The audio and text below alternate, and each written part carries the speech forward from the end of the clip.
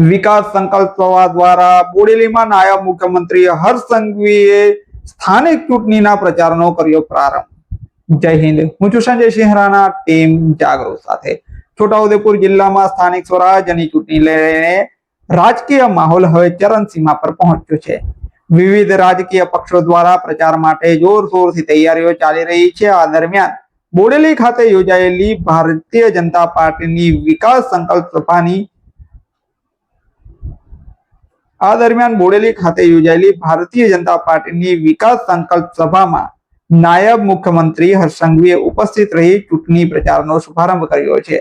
સ્થાનિક સ્વરાજ્યની ચૂંટણીમાં ઉમેદવારી ફોર્મ પરત ખેંચવાની પ્રક્રિયા પૂર્ણ થતા જિલ્લામાં પ્રચારનો ધમધમાટ શરૂ થયો છે। ત્યારે પ્રચારના પ્રથમ દિવસે જ ગુજરાતના નાયબ મુખ્યમંત્રી હર્ષ સંઘવી બોડેલી ખાતે આવી પહોંચ્યા હતા અને ભારતીય જનતા પાર્ટીની જાહેર સભાને સંબોધી હતી।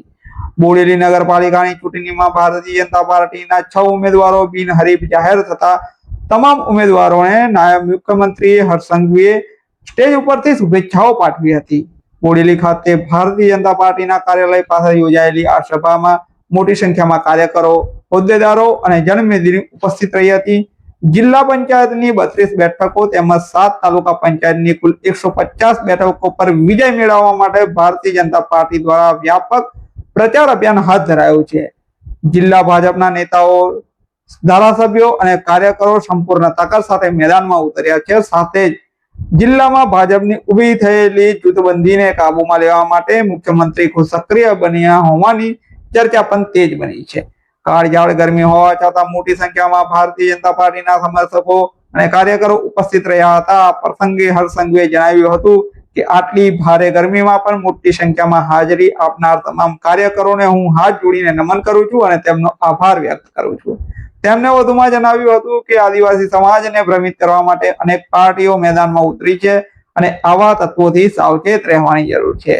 હર્ષ સંઘવીએ કોંગ્રેસ પર આક્ષેપ કરતા જણાવ્યું હતું કે વર્ષો સુધી આદિવાસી સમાજને ગેરમાર્ગે દોરવામાં આવ્યો છે। જ્યારે વડાપ્રધાન નરેન્દ્ર મોદીના નેતૃત્વમાં ગામે ગામ શિક્ષણ અને વિકાસના કામો થયા છે। કાર્યક્રમ દરમિયાન આમ આદમી પાર્ટી અને કોંગ્રેસ સાથે જોડાયેલા કેટલાક કાર્યકરો પણ નાયબ મુખ્યમંત્રીના હસ્તે કેસ ધારણ કરી અને ભારતીય જનતા પાર્ટીમાં જોડાયા હતા। આ કાર્યક્રમમાં પ્રદેશ ભાજપ ઉપપ્રમુખ ગીતાબેન રાઠવા, જિલ્લા ભાજપ પ્રમુખ ઉમેશભાઈ રાઠવા તેમજ 3 ધારાસભ્યો અભયસિંહ તડવી, રાજેન્દ્રસિંહ રાઠવા અને જયંતિભાઈ રાઠવા સહિતના આગેવાનો અને કાર્યકરો ઉપસ્થિત રહી અને કાર્યક્રમને સફળ બનાવ્યો હતો। નમસ્કાર।